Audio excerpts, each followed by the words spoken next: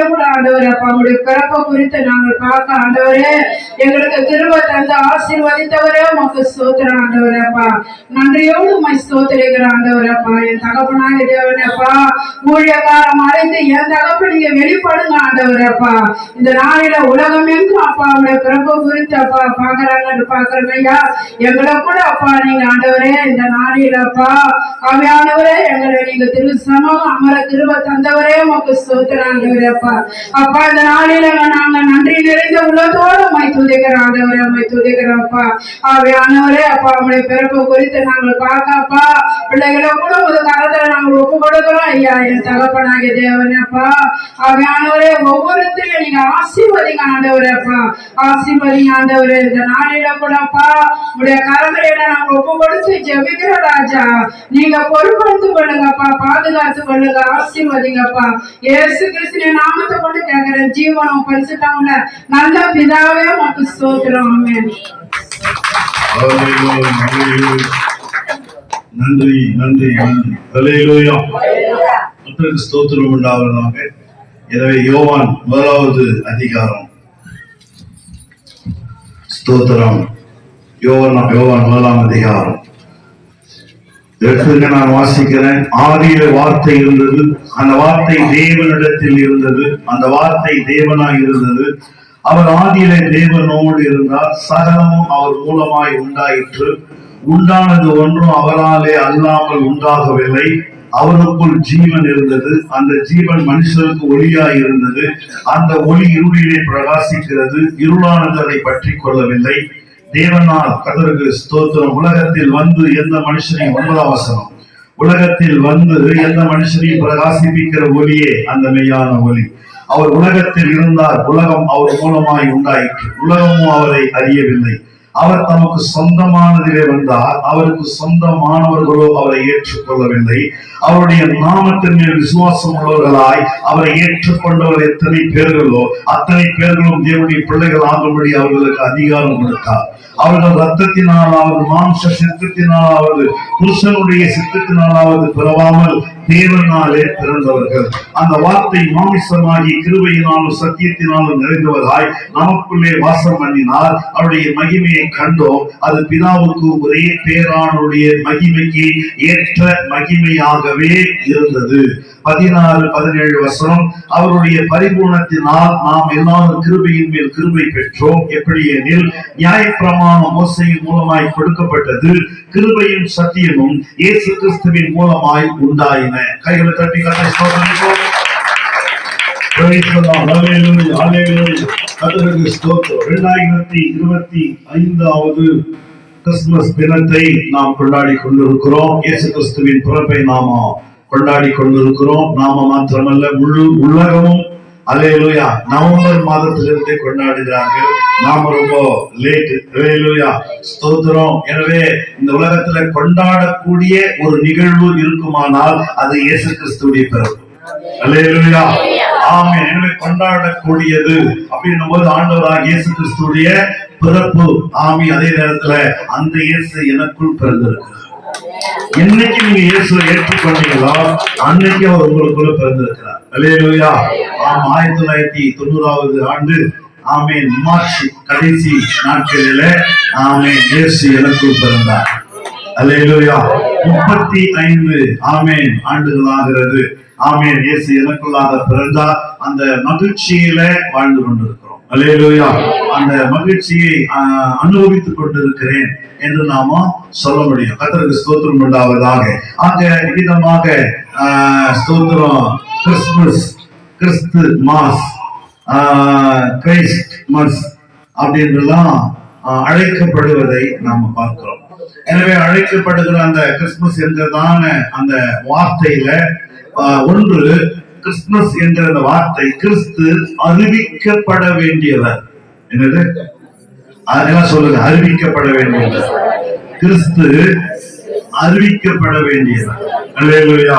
எனவே கிறிஸ்து எல்லோருக்குமே அறிவிக்கப்பட வேண்டியவர். ஏன்னா எல்லாருக்குமே தெரியாது. இந்த உலகத்திலேயே மையமான இடம் அந்த இஸ்ரேல். அல்லேலூயா. அல்லது இஸ்ரேல். இஸ்ரேல் என்று சொல்லக்கூடிய நாடு உலகத்திலேயே மைய நாடு. அல்லேலூயா. இந்த இஸ்ரேல் நாடு எந்த கண்டத்துல இருக்குன்னு உங்களுக்கு தெரியுமா? ஆசியா கண்டத்துல இருக்குது. அந்த ஆசியாவில தான் இந்தியாவும் இருக்கிறது. இல்லையா? ஆமா. அப்படின்னும் பொழுது நமக்கு மிகவும் நெருங்கியவர் தான் இயேசு. நம்ம ஒரே கண்டத்துல தான், நம்ம கண்டத்துல தான் இயேசு பிறந்திருக்காரு. அவரு பிறந்த கண்டத்துல தான் நாமளும் பிறந்திருக்கிறோம். எட்டு பேரும் புரியுது? அல்லேலூயா. வெள்ளக்கார கடவுள்லாம் கிடையாது. வெள்ளக்காரெல்லாம் ரொம்ப லேட்டா இயேசுவை தெரிந்து கொண்டவன். அல்லேலூயா. ஆனா இயேசுவை தெரிஞ்சுக்கணும் பிடிச்சுதான் இன்னைக்கு பெரிய வல்லரசா மாறி இருக்கிறான். அப்படின்னும் போது அவர்கள் இயேசுவை ஏற்றுக்கொண்டது நிமித்தமாய் கிடைச்ச மகா பெரிய பரிசு. அல்லேலூயா. நம்ம கண்டத்துல பிறந்த ஆண்டவரை நம்ம விட்டுட்டோம். அதனால ஐரோப்பா கண்டத்துல இருக்கக்கூடியவனும் வெள்ளக்காரன். அவன் பாத்தீங்கன்னா இயேசுவை பிடித்துக் கொண்டான். அல்லேலூயா. அதனால வெள்ளக்கார கடவுள் கிடையாது இயேசு, நம்முடைய கடவுள், நம்முடைய இனம். அல்லேலூயா. நம்முடைய கண்டத்துக்குரியவர், நமக்குரியவர். ஆமா. எனக்கு நம்ம பார்ப்போம். வேதத்துல நீங்க வாசிக்கும் பொழுது சொல்லப்பட்ட அந்த கலாச்சாரங்கள் எல்லாம் நம்முடைய இந்திய கலாச்சாரத்தோடு ஒத்து போவதை நீங்க பார்க்க முடியும். அல்லேலூயா. பல விஷயங்கள். ஆமா. அப்படின்னு நான் நிறைய சொல்ல முடியும். நமக்கு நேரம் போறாரு. ஸ்தோத்திரம். அதனால இயேசு கிறிஸ்துவானவர் நம்முடைய கண்டத்துல பிறந்திருக்கிறார். அவர் பிறந்த கண்டத்தில் நாமும் பிறந்து வந்திருக்கிறோம் என்கிற ஒரு பெரிய மகிழ்ச்சி நமக்கு உண்டாகி இருக்கிறது. எனவே இந்த கிறிஸ்துவானவர் அந்த இஸ்ரேல்ல பிறந்திருக்கிறார்.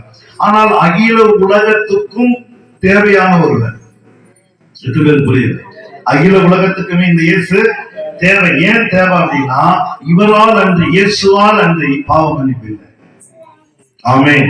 அவங்களுடைய பாரம்பரியத்தினால, குல பழக்க வழக்கத்தினால, அவங்க கும்பிட்ட சாமியினால, அவங்களுடைய செல்வாக்கினால, எதனாலையும் அவங்களுடைய பாவத்தை போக்கிக் கொள்ள முடியாது. எனவே பாவ மன்னிப்பு அளிக்கக்கூடிய ஒரு மீட்பராக இயேசு அவதரித்திருக்கிறபடினால் இந்த இயேசு எல்லா மனுஷனுக்கும் தேவை. அல்லேலூயா. தேவை இல்லைங்க நம்ம ஒதுக்கிடுவோம் அப்படின்னா அவன் இந்த பூமியில செத்த பிற்பாடு நரகம் போயிடுவான். அல்லேலூயா. அவன் நரகம் போகக்கூடாதானால் இந்த இயேசுவை நிச்சயமாக அவன் ஏற்றுக்கொள்ள வேண்டும். அல்லேலூயா. அதற்காக இயேசு அறிவிக்கப்படுகிறார். ஆமென். நல்ல காரியமா கெட்ட காரியமா? ஒருத்த விழுந்து கிடக்குறான், அவனை தூக்கி விடுறோம். நல்லதா கெட்டதா? அல்லேலூயா. அதனால இயேசு கிறிஸ்து அறிவிக்கப்பட வேண்டியவர். இந்த அறிவித்தல் மத மாற்றம் அல்ல, இது மனம் திரும்புதல். அல்லேலூயா. ஆமா. இது மனமாற்றம் கிடையாது, அறிவித்தல். ஏன்னா ஒரு சிறப்பான ஒரு மேட்டரை மனுஷனுக்கு தெரியாத ஒண்ணு, அவனுக்கு தேவையான ஒன்றை அறிவிக்கிறோம். அல்லேலூயா. இப்ப கவர்மெண்ட் சிறப்பான திட்டங்கள் எல்லாம் அறிவிக்கிறாங்க.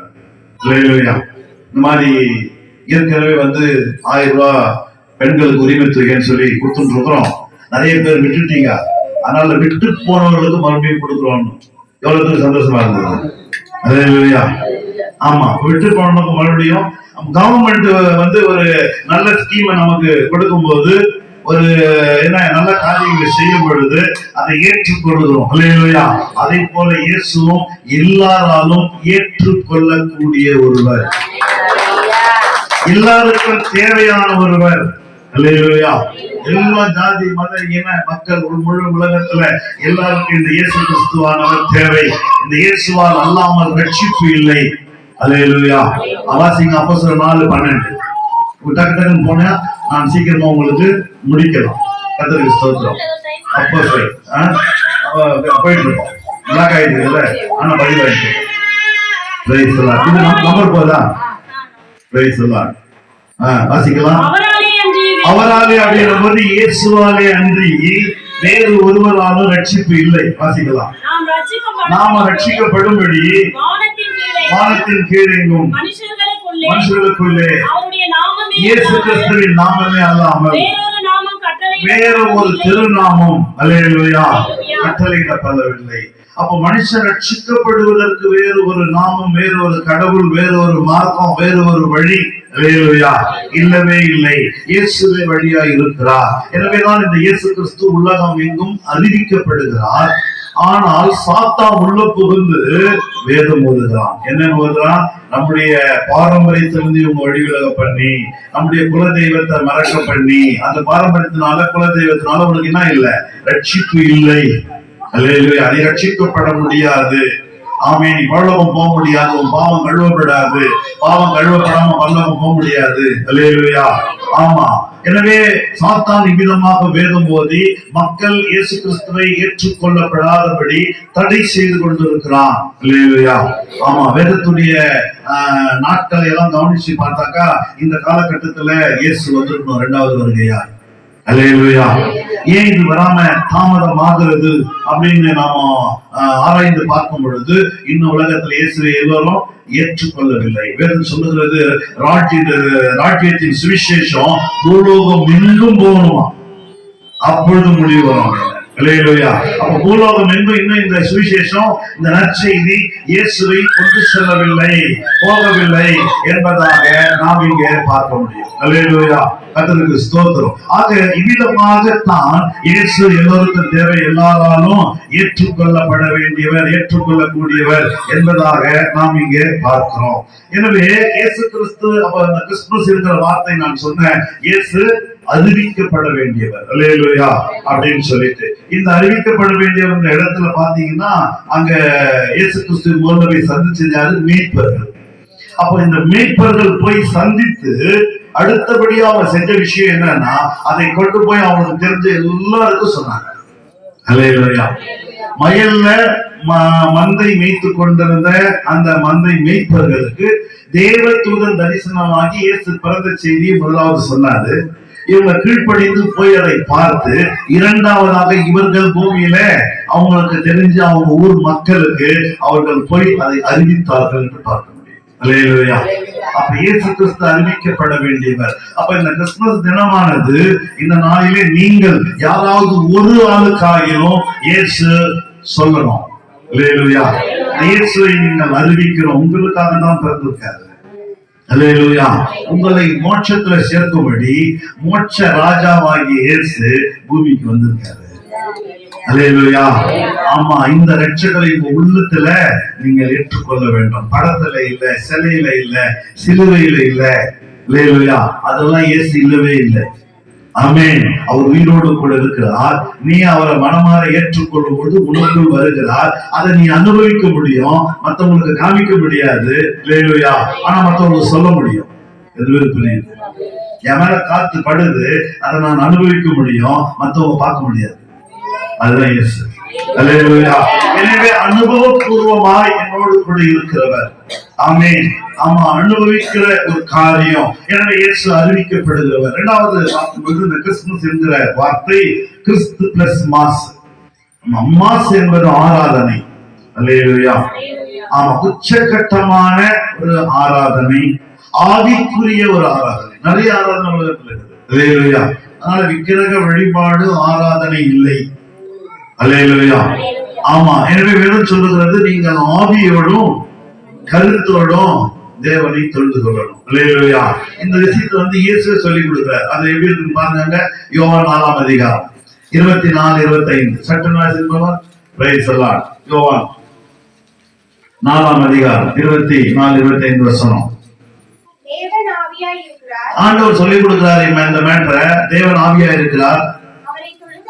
அவரை தொழுது கொள்ளுகிறவர்கள் ஆவியோடும் உண்மையோடு தொழுது கொள்ளுங்கள். போதும். அல்லேலூயா. தொழுது கொள்ளுதலை குறித்து இயேசுவே நமக்கு சொல்லிக் கொடுக்கிறார். அவர் சொல்லிக் கொடுக்கும் சொல்றாரு, தேவன் ஆவியாய் இருக்கிறார். அவரை தொழுது கொள்ளுகிற நீங்களும் ஆவியோடு உண்மையோடு என்ன பண்ணுங்க? தொழுது கொள்ள வேண்டும். அல்லேலூயா. அந்த விக்கிரகத்துக்கு இடம் இல்லை. ஆமென். சிலைக்கு இடம் இல்லை, சித்திரத்துக்கு இடம் இல்லை. அல்லேலூயா. படத்துக்கு இடம் இல்லை. அதுலலாம் இயேசு இல்லை. ஆமென்.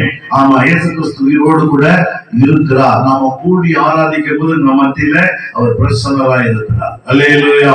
கர்த்தருக்கு ஸ்தோத்திரம் உண்டாவதாக. எனவே இயேசுக்கு இந்த கிறிஸ்துமஸ் என்கிற வார்த்தை என்ன? மாஸ், அறிவித்தல், இயேசுவை இன்னும் தொழுது கொள்ளுதல். செகண்ட் நம்ம பார்க்கிறோம் ஆராதனை. ஆமென். கிறிஸ்துமஸ் என்றால் ஆராதனை, அவரை அறிவித்தல் அப்படின்னு சொல்லி பார்த்தோம் ஃபர்ஸ்ட். இரண்டாவதாக அவரை தொழுது கொள்ளுதல்னு பார்க்கிறோம். ஆமென். அப்ப இயேசு கிறிஸ்துவை இந்த நாட்களில நாம் தொழுது கொள்ளுகிறோம். முழு உலகமும் அவரை தொழுது கொள்ளுகிறது. எனவே இந்த இயேசு கிறிஸ்து பிறந்து 2000 வருஷம் தான் ஆகுது. இவரை போய் நீங்க கடவுள்னு சொல்றீங்களே. ஆமென். அப்ப இதுக்கு முந்தி உலகத்தை யார் படைச்சது, எப்படி இருந்தது, ஏதுன்ற பல கொஸ்டின் மக்களுக்குள்ள இருக்குது. அல்லேலூயா. அந்த கேள்விகளுக்கெல்லாமான ஒரு வார்த்தை தான் இன்றைய செய்தி. யோவான் 1ஆம் அதிகாரம் அங்கே 1வது வசனத்திலிருந்து நாம 14 வசனங்களை வாசித்தோம். அதுல பாத்தீங்கன்னா ஆதியில வார்த்தை இருந்தது, அந்த வார்த்தை தேவனிடத்தில் இருந்தது, அந்த வார்த்தை தேவனாக இருந்தது. அவர் அப்படின்னும் போது இந்த வார்த்தை அவர், அல்லேலூயா, அவர் இன்னொரு பர்சன் அப்படின்னு நீங்க பார்க்கலாம். அவர் ஆதியிலே தேவனோடு இருந்தார், சகலமும் அவர் மூலமாய் உண்டாயிற்று, உண்டானது ஒன்றும் அவரால் அல்லாமல் உண்டாகவில்லை அப்படின்னு சொல்லி நாம பார்க்கிறோம்.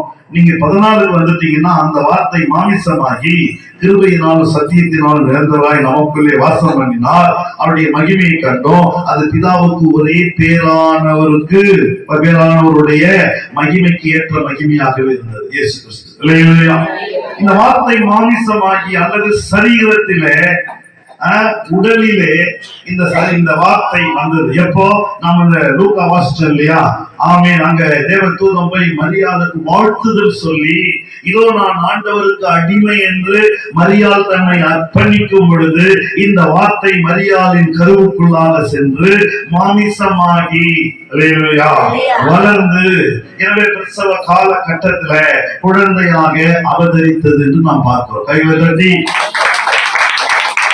வார்த்தை மாமிசமாகி சரீரமாகி, அந்த வார்த்தை சொல்லுகிறது, தேவனே எனக்கு ஒரு சரீரத்தை எனக்கு ஒரு சரீரத்தை ஆயத்தம் பண்ணினீர், உங்களுடைய சித்தத்தை செய்யபடிதோ நான் வருகிறேன் என்பதாக சொல்லப்பட்டிருக்கிறது. ஆமா, எனவே ஒரு சரீரத்தை தேவன் அவருக்கு ஆயத்தம் பண்ணினார் மரியாளின் வயிற்றிலே. மரியாளுக்கு தன்னை அர்ப்பணித்தார். ஒரு அர்ப்பணிப்பை நாம் அங்க பார்க்கிறோம். எனவே கிறிஸ்துவ வாழ்க்கையானது அல்லது நாம் நம்முடைய வாழ்க்கையில முன்னேறுவதற்கு, நல்ல விஷயங்களுக்கு ஒரு அர்ப்பணிப்பு நமக்கு தேவை. அல்லேலூயா. அர்ப்பணிப்பு இல்லாமல் நீங்கள் ஒரு நல்ல காரியத்துல பயணம் பண்ண முடியாது. அல்லேலூயா. அர்ப்பணிப்பு இல்லாமல் நமக்கு முன்னேற்றம் இல்லை. ஆமென். இந்த அர்ப்பணிப்புல நமக்கு பல சிக்கல்கள் இருக்கலாம். ஆமென். பல பிரச்சனைகள் இருக்கலாம். யோசிச்சு பாருங்க, மரியாதை ஒரு கன்னி பெண்ணு, அந்த கன்னி பெண்ணுக்கு ஒரு நியூஸ் வருது, நீ கர்ப்பவதி ஆக போற அப்படின்னு. ஆமா, எப்படிமா அவர் கேட்கிறா, எப்படி தாவோ தேவனால. ஆமா, இன்னொரு பக்கம் ஒரு உலகத்தை யோசிச்சிருக்கலாம், சொந்த பந்தங்கள் யோசிச்சிருக்கலாம், எப்படி இது சாத்தியம், ஒரு காலம் ஆயிடுச்சுன்னு வச்சுக்கலாம். ஆனா சமுதாயம் ஏற்றுக்குமா?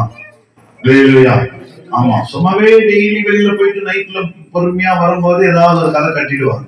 என்ன காலையில போய் நைட் நான் வந்துருக்கிறேன், அப்படிப்பட்ட ஒரு உலகத்துல நான் ஜீவனம் பண்ணிருக்கிறேன். இன்னைக்கு நினைச்சுக்காதீங்க, அன்னைக்கு இருந்தது. ஆக இப்படிப்பட்ட ஒரு காலகட்டத்துல நான் வாழ்ந்துருக்கிறேன், இப்படிப்பட்ட சமுதாயத்துல வாழ்ந்துருக்கேன். ஆனா இந்த சமுதாயத்துல நான் ஒரு கன்னிகை, ஏற்கனவே ஒரு ஆளுக்கு ஒரு நிச்சயம் பண்ணப்பட்டிருக்குது. அவர் என்ன நினைப்பாரு? அல்லேலூயா.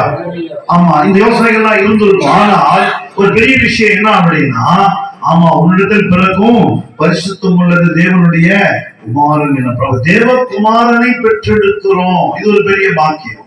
அப்ப இதற்காக என்ன எந்த அவமானம் வந்தாலும் அதை சகித்துக் கொள்ளுதல், ஏற்றுக்கொள்ளுதல், இதுதான் அர்ப்பணிப்பு. புரியுது? அல்லேலூயா. நம்ம அந்த பிரச்சனை இல்லாத ஒரு முன்னேற்றத்தை எதிர்பார்க்கிறோம். பிரச்சனை இல்லாத முன்னேற்றம் கிடையாது. அல்லேலூயா. ஆமா, ஒரு அவமானம், நிந்தை இல்லாத ஒரு முன்னேற்றம் இல்ல. ஸ்தோத்திரம். ஆனால் இந்த அர்ப்பணிப்புல பாத்தீங்கன்னா ஒரு தேவனுடைய ஒரு பெரிய முன்னேற்றம் இன்றைக்கு மரியாள் 2025வது ஆண்டிலும் பேசப்பட்டுக் கொண்டிருக்கிறார். தேவகுமாரனை பெற்றெடுத்தவள் என்கிற இடத்துல மரியாள் பேசப்படுவதை நாம் பார்க்கிறோம். ஆமா, உலகத்தில் இருக்கக்கூடிய என்ன சொல்லலாம், எல்லா அவார்டுமே இதற்கு நிகர் இல்லை. ஆமென். உலகம் எங்கும் இன்னைக்கு இந்த கிறிஸ்துமஸ் ஆராதனையில எங்கும் மரியாள் சொல்லப்படுவதை பார்க்க முடியும். அப்பேற்பட்ட ஒரு மேன்மை அப்படின்னும் போது இந்த மேன்மைக்கு அவருடைய அந்த அர்ப்பணிப்பு தேவை அப்படின்னு நம்ம பார்க்கலாம். எனவே இந்த ஆதியில் இருந்த அந்த வார்த்தை, தேவனோடு இருந்த வார்த்தை, அந்த வார்த்தை தான் முழு உலகத்தையும் உண்டாக்கினது அப்படின்னும் பொழுது இயேசுதான் முழு உலகத்தையும் உண்டாக்கினார். நாம காணாத அனைத்து உலகங்களையும் இயேசு கிறிஸ்துவானவர் படைத்தார், உருவாக்கினார். அல்லேலூயா. ஸ்தோத்திரம். எனவே நம்மையும் உருவாக்கி இருக்கிறார். ஏதேன் தோட்டத்துல நம்மோடு கூட உலாவி இருக்கிறார், பேசி இருக்கிறார். அல்லேலூயா. ஆமா, என்ற நம்மன்னு சொல்றதுனால என்ன சொல்லலாம், ஆதி அந்த மனிதர் ஆதாம் ஏவாள் அவங்கள இருந்து தான் வந்திருக்கிறோம். அதனால நாம அங்க இருக்கிறோம். ஆமேன். பிறக்கல, ஆனா அங்க இருக்கிறோம். அந்த வித்துதான். ஸ்தோத்திரம். அல்லேலூயா. ஆமா, கர்த்தருக்கு ஸ்தோத்திரம் உண்டாவதா. எனவே ஆதியில அங்க இருந்த அந்த வார்த்தை அப்படின்னு சொல்லி நாம பார்க்கிறோம். 4வது வசனம், அவருக்குள் ஜீவன் இருந்தது, அந்த ஜீவன் மனுஷருக்கு ஒளியா இருந்தது. யோவான் 1ஆம் அதிகாரம் 4வது வசனம். அவருக்குள் ஜீவன் இருந்தது, அதாவது இந்த வார்த்தைக்குள் என்ன இருந்தது? ஜீவன் இருந்தது. அந்த ஜீவன் மனுஷருக்கு ஒளியா இருந்தது. இன்னைக்கு ஒளியை தேடுவதை நாம் பார்க்கிறோம், ஜோதியை தேடுவதை நாம் பார்க்கிறோம், வெளிச்சத்தை தேடுவதை நாம் பார்க்கிறோம். ஆனால் நம்மை தேடி ஒரு ஜோதி, ஒரு வெளிச்சம் வந்திருக்கிறார். அல்லேலூயா, அல்லேலூயா. நம்மை தேடி ஒரு ஜோதி வந்திருக்கிறது, நம்மை தேடி ஒரு வெளிச்சம் வந்திருக்கிறது. இந்த வெளிச்சம், இந்த ஜோதி 2025 ஆண்டுகளாக இந்த உலகம் எங்கும் ஆமா ஒளி வீசிக் கொண்டிருக்கிறது, வெளிச்சத்தை வீசிக் கொண்டிருக்கிறது. ஆமென் அப்படின்னு சொல்லி நாம பார்க்கலாம். 9ஆம் வசனத்துல பாத்தீங்கன்னா, உலகத்துல இந்த வெளிச்சம், இந்த ஜோதி, இந்த ஒளியானது உலகத்துல எந்த மனுஷனையும் பிரகாசிப்பிக்கிற ஒளியே அந்த மெய்யான ஒளி. இந்த ஒளி என்ன பண்ணுதுன்னா, இருள இருக்கிற எல்லா மனுஷனையுமே ஒளியாக மாற்றுகிறது, வெளிச்சமாக மாற்றுகிறது. புரியுது? இந்த ஒளி, இந்த வெளிச்சத்தை நாம் இந்த சரீரத்துல நம்முடைய ஆத்மாவுக்குள்ளாக பெற்றிருக்கிறோம். இதை அப்போஸ்தலனாகிய பவுல் நமக்கு கொரிந்தியர்ல சொல்லும் பொழுது 2 கொரிந்தியர் 4ஆம் அதிகாரம் 6வது வசனத்துல, இயேசு கிறிஸ்துவின் முகத்தில் உள்ள அறிவாகிய ஒளியை தோன்ற பண்ணும் பொருட்டு எங்கள் இருதயங்களில் பிரகாசித்தார். இந்த மகத்துவம் உள்ள வல்லமையை நாங்கள் அடையும்படி இந்த மண்பாண்டத்துல பெற்றிருக்கிறோம். அல்லேலூயா. ஆமா, எனவே இந்த ஜோதியை எங்களுக்குள் பெற்றிருக்கிறோம். புரியுது? புரியுது? உலகம் தேடின்றது, பணம் செலவழிச்சு தேடின்னு இருக்குது. அல்லேலூயா. ஆமா, கண்டாங்களா அப்படின்றது நமக்கு ரிசல்ட் தெரியாது. ஆமென். ஆனால் பரலோகத்திலிருந்து வந்த மெய்யான ஒரு ஒளி, அணையாத ஒளி, அணையாத ஜோதி, அணையாத வெளிச்சம், எந்த காலத்திலும் அணையாது, அணைக்கவே முடியாது யாராலையும். அப்பேற்பட்ட ஒரு வெளிச்சமானது உங்களுக்குள், எனக்குள்ளாக இருக்கிறது, பிரகாசித்துக் கொண்டிருக்கிறது, நம்மையும் பிரகாசிப்பிக்க பண்ணுகிறது. அல்லேலூயா. நம்மையும் வெளிச்சமாக மாற்றிக்கொண்டே இருக்கிறது. ஆமென். இந்த ப்ராசஸ் நடந்துட்டே இருக்கும் நம்ம பரலோகம் போற வரைக்கும். அல்லேலூயா. ஆமா, நம்மை மாற்றிக்கொண்டே இருக்கிறது. இந்த ஜோதியை தரிசிக்கணும், ஜோதியை அடைய வேண்டும் மக்கள் எங்கெங்கயோ தேடுவதை நாம் அறிந்திருக்கோம். நம்மளால தேடி இருக்கிறோம். ஆமென். ஆனால் நம்மை தேடி வந்தவர், ஆமென், தேவன் இந்த உலகத்தை படைத்தவர் நம்மை தேடி வந்தார். ஸ்தோத்திரம். அப்ப இதனுடைய நோக்கம் என்ன அப்படின்னு நீங்க பாத்தீங்கன்னா, யோவான் 3:16, தேவன் தம்முடைய ஒரே பேரான குமாரனை தந்து அவரை விசுவாசிக்கிறவன் கெட்டு போகாமல் நித்திய ஜீவனை அடையும்படி அவரை தந்தருடைய இவ்வளவாய் உலகத்துல அன்பு கூர்ந்தார். அல்லேலூயா. ஆமா, நம்மேல் அன்பு கூர்ந்த தெய்வம். ஸ்தோத்திரம். நம்மேல் அன்பு வைத்த தெய்வம். அவருக்கு நம்மேல் அவ்வளவு அன்பு இருக்கிறது. மக்களை நேசிக்கிறார். ஏன் நேசிக்கிறார்? அவரால் நாம் படைக்கப்பட்டவர்கள், அவருடைய குடும்பம். நாம் நம்ம குடும்பத்தை நேசிக்கல. அல்லேலூயா. ஆமா, நம்ம குடும்பத்தை நாம் நேசிப்பதுக்குள்ள தேவன் நம்மை நேசிக்கிறார். அல்லேலூயா. ஸ்தோத்திரம். அவருடைய அந்த நேசத்துல ஒரு பரிசுத்தம் இருக்கிறது, எல்லையற்ற ஒரு பாசம் இருக்கிறது. அல்லேலூயா. ஆமா, மற்றில்லாத ஒரு பாசம். ஸ்தோத்திரம். ஆக இவ்விதமாக கைமாறு கருதாத ஒரு பாசம் நம்மேல் வைத்திருக்கிறார். நான் இதை பண்ணேன், நீ எனக்கு இதை கொடுக்கணும், நம்மகிட்ட ஏதோ அதை எதிர்பார்க்கறது இல்லை. ஒண்ணுதான் கொடுக்கணும்னு எதிர்பார்க்கிறார், நம்முடைய உள்ளத்தை, நம்முடைய வாழ்க்கையை. அல்லேலூயா. ஆமா, அவருக்கு நம்ம கொடுக்கும் பொழுது நம்ம வாழ்க்கையில நம்ம எப்ப வெளிச்சமாவே இருப்போம், ஒளியாகவே இருப்போம். இந்த வெளிச்சம் ஒளி என்பது என்ன? பரிசுத்தம். இந்த வெளிச்சம் ஒளி என்பது என்ன? தேவ பிள்ளைகளுக்குரிய ஒரு வாழ்க்கை. அல்லேலூயா. அந்த இருள் இருக்காது. இருள் என்பது என்ன? பாவம், தவறு. அல்லேலூயா. இதெல்லாம் இருக்காது. எனவே எப்பொழுதும் வெளிச்சத்துல இருக்கும். எனவே 1 சொல்கிறது, உலகத்தில் எந்த மனுஷனையும் பிரகாசிப்பிக்கிற ஒளி அந்த மெய்யான ஒளி. உலகத்துல வந்த நோக்கம் எல்லா மனுஷனையும் பிரகாசிப்பிக்கும்படி வெளிச்சமாக மாற்றும்படியாய் வந்தார், மதம் மாற்றும்படி அல்ல. அப்படி சொல்லுகிறேன். அல்லேலூயா. மனம் திரும்புங்கள், பரலோக ராஜ்யம் சமீபமாய் உள்ளது. இதான் முதல் வருஷமாகுது. அல்லேலூயா.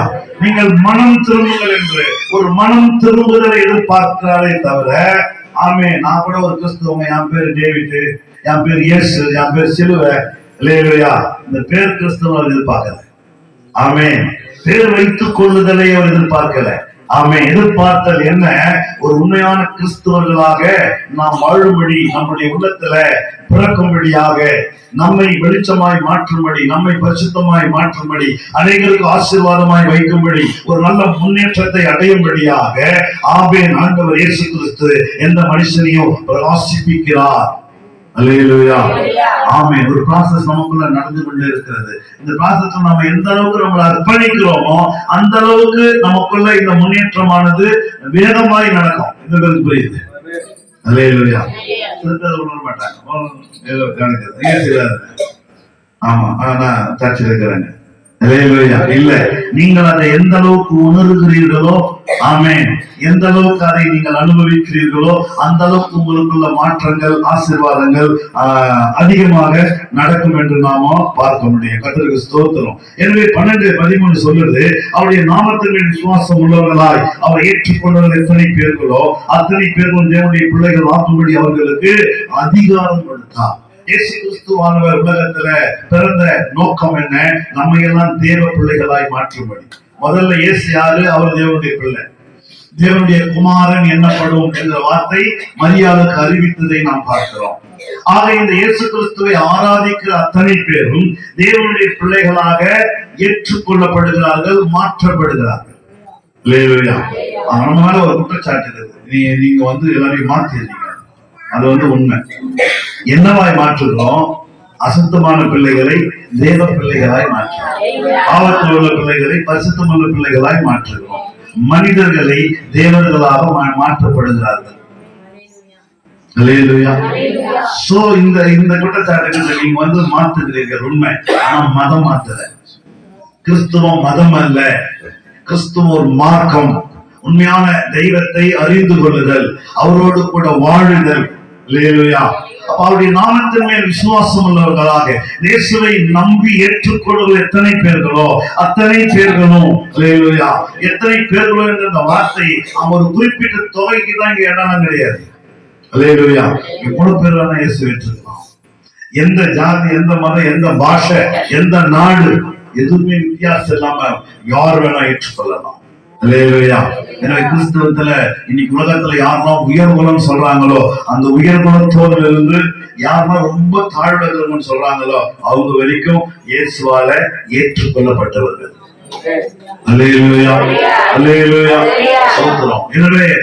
எனவேதான் சொல்லப்படுது, அவர் ஏற்றுக்கொண்டவர்கள் எத்தனை பேர்கள், யார் எவ்வளவு இருந்தாலும் அவன் அத்தனை பேரையும் ஏற்றுக்கொள்ள ஆண்டவர் ஆயத்தமாய் இருக்கிறார். 12ஆம் வசனம், 13வது வசனம், அவர்கள் ரத்தத்தினாலாவது மாம்ச சித்தத்தினாலாவது புருஷனுடைய சித்தத்தினாலாவது பிறவாமல் தேவனால் பிறந்தவர்கள். இந்த தேவனுடைய பிள்ளைகள் எப்படிப்பட்டவங்க அப்படின்னா, அவங்க ஏதோ ஒரு ரத்தத்தில் நம்ம ஆல்ரெடி பிறந்திருக்கிறோம். ரத்தத்திலையும் புருஷனுடைய சித்தத்திலையும் ஒரு மாம்சத்துல காணப்படுகிறோம். இது ஒரு பிறப்பு. ஆனால் இன்னொரு பிறப்பு என்பது என்ன? இது தேவனால மறுபடியும் பிறக்க வைக்கிற ஒரு பிறப்பு. இதைதான் மறுபிறவி என்று சொல்லுகிறோம்.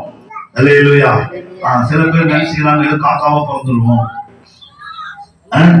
ஆமா குருவியா பிறந்துருவோம், என்ன ஏதோ ஒரு கழுதியா பிறந்துருவோம், சோதரம், இந்த மாதிரியான ஒரு யோசனை இருக்குது.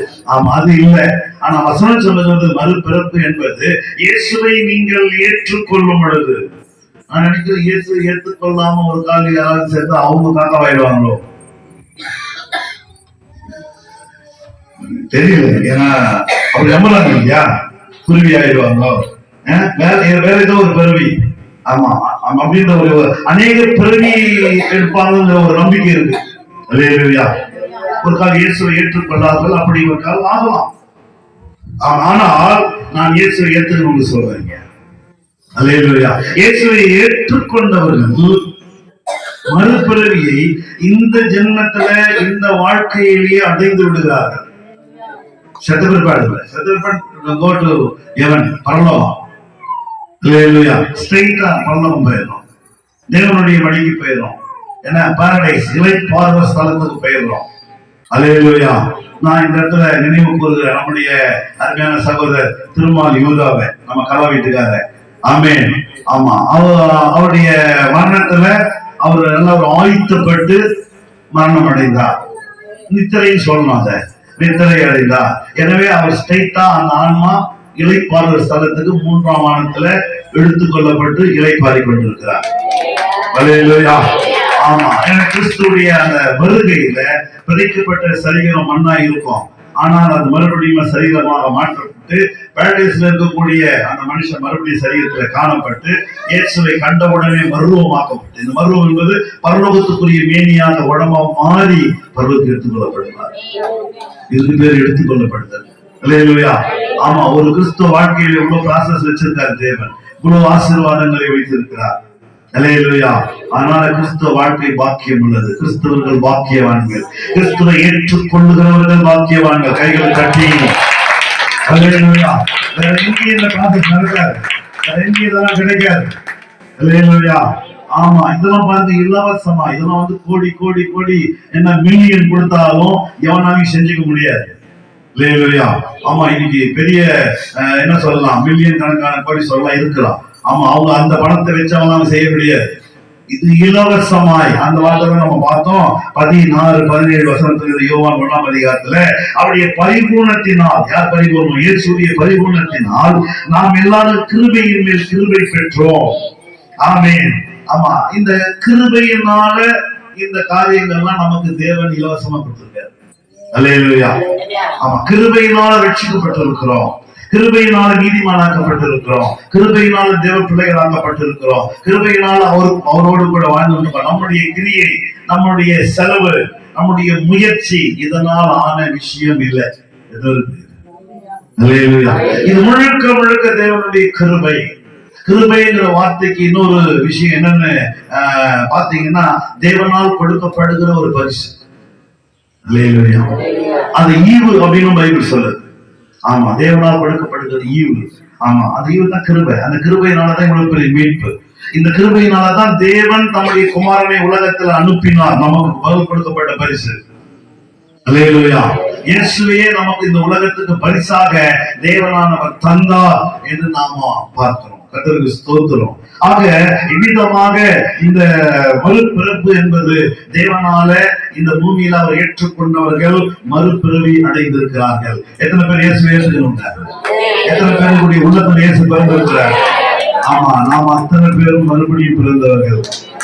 நாம் அத்தனை பேரும் மறுபடி பிறந்திருக்கணும். அல்லேலூயா. ஏற்கனவே தாய் தகப்பனுக்கு பிறந்தோம், இப்பொழுது கிறிஸ்துவுக்குள் மறுபிறவை நாம் பிறவியை அடைந்திருக்கிறோம். அல்லேலூயா. ஆமா, அதனால அடுத்து நம்ம ஆண்டவர் தான் சந்திக்கணும். அல்லேலூயா. வேற எதுவும் நடுவுல இல்லை அப்படின்னு சொல்லி நம்ம பார்க்கலாம். எனவே அந்த வார்த்தை மாமிசமாகி கிருபையினாலும் சத்தியத்தினால் நிறைந்தவராய் நமக்குள்ளே வாசம் பண்ணினார். அவர் இயேசு கிறிஸ்து. அல்லேலூயா. ஆமா, அவர் நமக்குள்ளே வாசம் பண்ணினார். அந்த ஆண்டவர் ஒரு பெரிய வாக்குத்தத்தம் நமக்கு கொடுத்தார். அங்கே மத்தேயு 28ஆம் அதிகாரம் 20ஆவது வசனத்துல, உலகத்தின் முடிவு வரையின்ற சகல நாட்களிலும் நான் உங்களோடு கூட இருக்கிறேன். அல்லேலூயா. ஆமா, ஒரு பெரிய வாக்குத்தத்தம். உலகத்தின் முடிவு வரை நம்ம இருக்க போறது இல்லை, ஆனா நம்மளுடைய அனித்திய காலம் வரைக்கும் அவர் நம்மோடு கூடவே இருக்கிறார். அல்லேலூயா. யார் இல்லாமல் போனாலும், யார் கை விட்டால் நிச்சயமா எல்லாருமே கடந்து போகிறவர்கள், யாருமே பர்மனன்ட் நம்மோடு இல்லை. நல்லா தெரிஞ்சுங்க, நம்மளோடு பயணிக்கிறவர்கள் நம்மோடு என்றைக்குமே இருக்க மாட்டார்கள். இன்னைக்கு பாக்குற பாஸ்டர் தொடர்ந்து உங்களோட இருக்க வாய்ப்பு இல்லை, ஆனா இயேசு இருப்பார். அதனாலதான் அவர் வாக்கு கொடுத்தாரு, இதோ உலகத்தின் முடிவு வரைந்த சகல நாட்களிலும் நான் உங்களோடு கூட இருக்கிறார். அவர் எப்பவுமே இருக்கிறவர். நம்முடைய பாவங்களுக்காக அவர் மரித்தார், அடக்கம் பண்ணப்பட்டார், 3ஆம் நாள் உயிரோடு கூட இருந்தார், இன்றைக்கு உயிரோடு இருக்கிறார், இனி மரணம் இல்லை. அல்லேலூயா. அவர் உயிரோடு கூட இருக்கிற ஒரு தேவன் நம்மோடு கூட என்றைக்கும் ஸ்தோத்திரம். எனவே அவர் நமக்குள்ளே வாசம் பண்ணினார் என்று பார்க்க இருக்கிறார். இன்னைக்கு நம்மோடு கூட இருக்கிற ஒரு தேவன் அவர். அல்லேலூயா. ஆமா, அதைத்தான் நாம அங்க பார்க்கிறோம். 16-17 அவருடைய பரிபூரணத்தை நாம் எல்லாரும் கிருபையின் மேல் கிருபை பெற்றிருக்கிறோம். எப்படி எனில் நியாயப்பிரமாணம் மோசேயின் மூலமாய் கொடுக்கப்பட்டது, கிருபையும் சத்தியமும் இயேசு கிறிஸ்துவின் மூலமாய் உண்டாயின. அல்லேலூயா. இயேசு கிறிஸ்துவின் மூலமாக இந்த கிருபையும் சத்தியமும் தேவனால் கொடுக்கப்பட்டிருக்கிறது. அல்லேலூயா. அவர் தான் மத்தியஸ்தராய் இருந்து, ஆமென், இந்த பூமியில இந்த மனித சரீரத்துல அவர் வாழ்ந்து காண்பித்து, ஆமா, அங்க ஒரு வார்த்தை பாத்தீங்கன்னா, அவருடைய பரிபூரணத்தினால் 16வது வசனத்துல பரிபூரணம் உடையவர். அல்லேலூயா. ஸ்தோத்திரம். பூரணத்துக்கு அடுத்தபடியான பரிபூர்ணம், பரிபூர்ணத்துக்கு மேல எதுவும் இல்லை. எனவே அந்த அவருடைய வாழ்க்கை, மனித வாழ்க்கை, அவருடைய பரலோக வாழ்க்கை, எல்லாவற்றிலுமே ஒரு பரிபூர்ணம் உள்ளவர். எனவே வார்த்தை சொல்லப்பட்டிருக்கு, அவருடைய பரிபூர்ணத்தினால் நாம் எல்லாரும் கிருபையின் மேல் கிருபை பெற்றிருக்கிறோம். ஒரு கால் அவர் இந்த பூமியில அந்த சரீரத்துல ஒரு குறைபாடு உள்ள ஒரு வாழ்க்கை வாழ்ந்திருந்தால் நமக்கு ரட்சகரா இருந்திருக்க முடியாது. எதுவும் புரியுது? அதனால பரிபூர்ணங்கிற வார்த்தையை பார்க்கிறோம். ஏன் சொன்னாரு, என்னிடத்துல பாவம் உண்டு என்று உங்களில் யார் என்னை குற்றப்படுத்த கூடும் கேட்டார். எவனாலும் சொல்ல முடியல, யாராலையும் குற்றப்படுத்த முடியல, எதிலையுமே. ஆமா, அவர் புதிய ஏற்பாடை போதித்தார், பழைய ஏற்பாடை கடைபிடித்தார். ஆனால் நியாயப்பிரமாணத்தை அவர் குற்றப்படுத்த முடியல. இல்லையா? ஆமா, கிருபையை குறித்து அவனுக்கு புரியல அவனுக்கு. ஸ்தோத்திரம். ஆனா அவருடைய வாழ்க்கை, அவர் குடும்பத்தோடு வாழ்ந்திருந்த வாழ்க்கை. குடும்பத்தோட மணிமக்கள் சொல்லாதீங்க. எந்த குடும்பம்? தாய் தகப்பனோடு, சகோதர சகோதரிகளோடு, இல்லையா, அவங்க சொந்த பந்தங்களோடு. எனவே ஒரு வசனம் இருக்குது, அவர் தமக்கு சொந்தமானதிலே வந்தார், அவருக்கு சொந்தமானவர்கள் அவர் ஏற்றுக்கொள்ளவில்லை. இல்லையா? ஆமா, அவருடைய குடும்பத்துல எங்கேயுமே அவரை ஒரு சின்ன ஒரு புள்ளி கூட நம்ம வைக்கவே முடியாது. ஒரு பரிபூர்ணமான வாழ்க்கையை அவர் பூமியில வாழ்ந்து காண்பித்தார் என்று நாம சொல்ல முடியும். அதுதான் இங்க சொல்ற வசனம், அவருடைய பரிபூர்ணத்தினால் நாம் எல்லாரும் கிருபையின் மேல் கிருபை பெற்றிருக்கிறோம். நியாயப்பிரமாணம் மோசையின் மூலமாய் கொடுக்கப்பட்டது, அதே போல கிருபையின் சத்தியம் இயேசு கிறிஸ்துவின் மூலமாய் உண்டாயின அப்படின்னு பார்க்கணும். இயேசு கிறிஸ்து தான் பூமியில முதல் சத்தியம்ங்கிற ஒன்றை காண்பித்தார். அந்த சத்தியம் இயேசு தான், அவர் தான் சத்தியம். அல்லேலூயா. ஆமா, இது ஒரு சத்திய வாழ்க்கை, ஒரு சத்தியமானதை உலகத்துல காண்பித்தார் அப்படின்னு சொல்லி பார்க்க முடியும். ஸ்தோத்திரம். கிருபை, கிருபையின் மேல் கிருபை, வெறும் கிருபையில கிருபையின் மேல் கிருபையை அவர் இந்த பூமியில கொடுத்து, கிருபையினாலதான் நாம எல்லாம் ரட்சிக்கப்பட்டிருக்கிறோம். அல்லேலூயா. ஆமா, இது தேவன் நம்ம கொடுத்த ஒரு பெரிய பரிசு. ஆமா, இதுல நாம புரிந்து தேவனுக்கு அதிகமாக நன்றி செலுத்த, அல்லேலூயா, ஆமா, கடமைப்பட்டிருக்கிறோம். கர்த்தருக்கு ஸ்தோத்திரம். ஜெபம் பண்ணலாம். அல்லேலூயா, அல்லேலூயா, அல்லேலூயா. நன்றி பிறந்தார்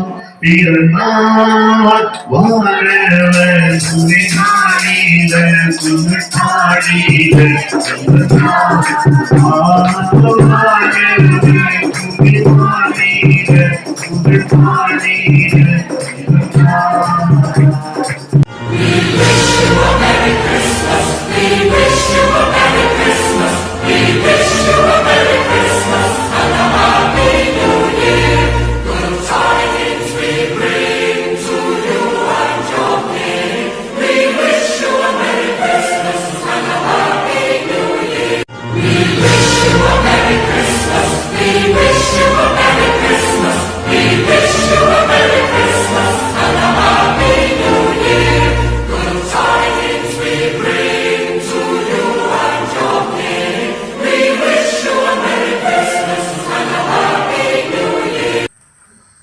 ஆண்டவர் இயேசு கிறிஸ்துவின் ஏற்ற நாமத்தினால உங்கள் யாவருக்கும் எனது கிறிஸ்மஸ் நல்வாழ்த்துதலை நான் தெரிவித்துக் கொள்கிறேன்.